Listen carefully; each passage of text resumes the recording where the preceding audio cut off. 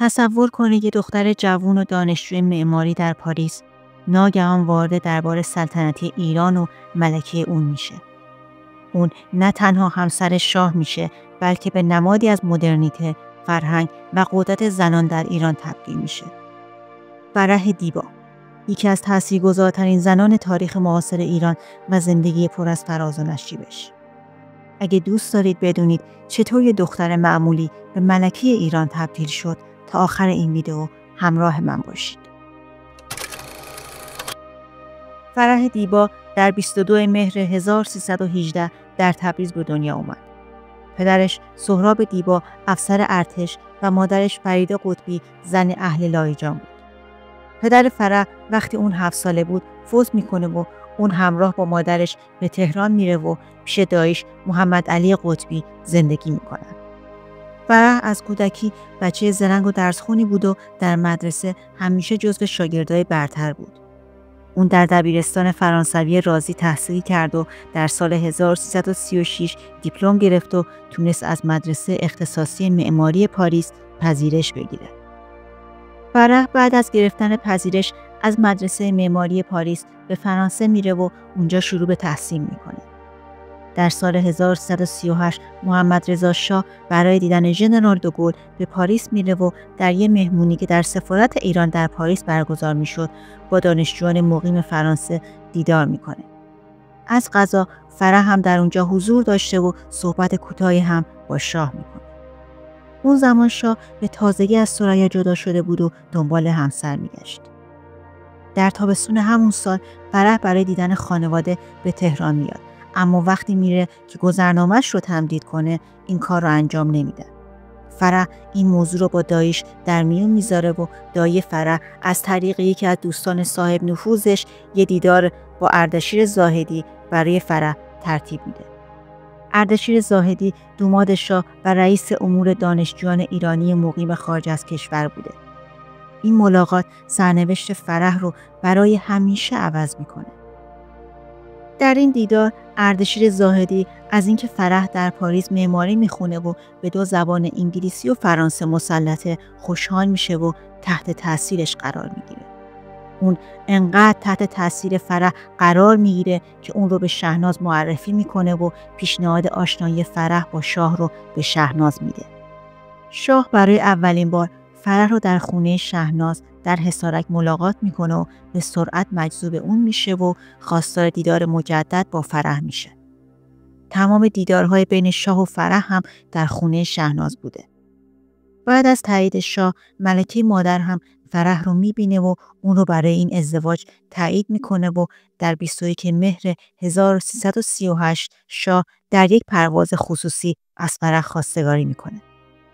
در 30 آبان خطبه عقد توسط سید حسن امامی امام جمعه تهران خونده شد و در 29 آذر 1338 مراسم عروسی فرح و محمد رضا ساده اما با شکوه برگزار شد و فرح دیبا ملکه ایران شد.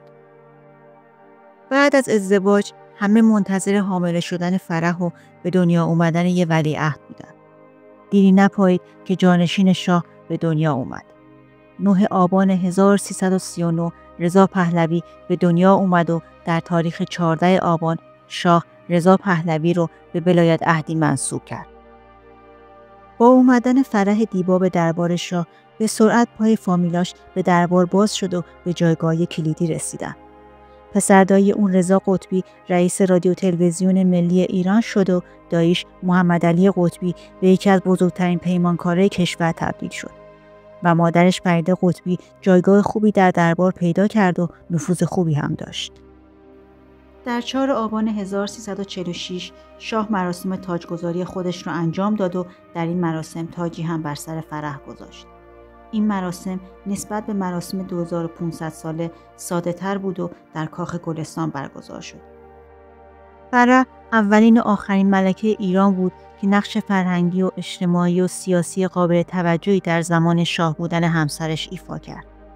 اون حامی هنر و موسیقی و معماری مدرن بود و مؤسسات فرهنگی زیادی رو تأسیس کرد.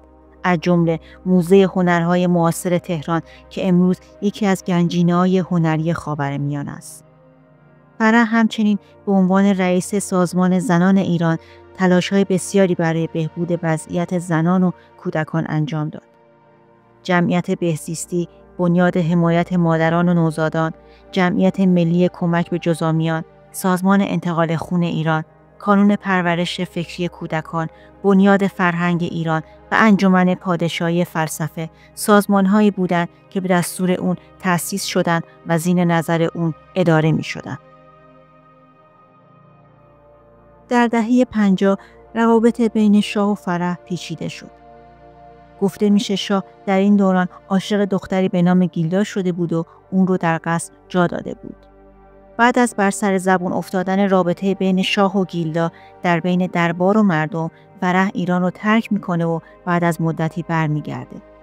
بعد از برگشتنش شوهر خواهر شاه ارتشبد خاتمی ادعا میکنه که گیلدا معشوقه اونه و خیال فرح رو با گفتن این حرف راحت میکنه. اما باز هم سردی بین شاه و فرح از بین نمیره. از سال 52 و بعد از مطلع شدن شاه از بیماریش، شاه فرح و ولیعهد رو بیشتر در امور مملکت دخالت میداد تا برای اداره امور مملکت آمادگی داشته باشد. در سالهای آخر سلطنت شاه، نقش فرح در تصمیم‌گیری‌های کلان کشور روز به روز بیشتر و پررنگ‌تر می‌شد. با بالا گرفتن اعتراضات در ایران در تاریخ 26 دی ماه 1357 شاه همراه با فرح ایران را ترک کردند و به مصر رفتند و بعد از سفر به اردن، آمریکا و پاناما دوباره به مصر برگشتند. محمد رضا پهلوی در سال 1359 در مصر درگذشت و پس از مرگش متنی از طرف فرح خوانده شد که به وصیت‌نامه شاه مشهور شد.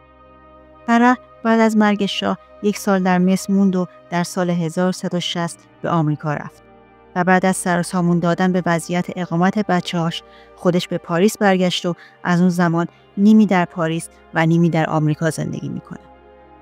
فرح بعد از انقلاب سختی‌های زیادی کشید. زندگی در تبعید از یه طرف و مرگ 2 فرزندش از طرف دیگه خیلی برای اون سخت بود. اما اون هیچ وقت دست از تلاش برای نشون دادن چهره واقعی محمد رضا شاه و خدماتش برای ایران برنداشت.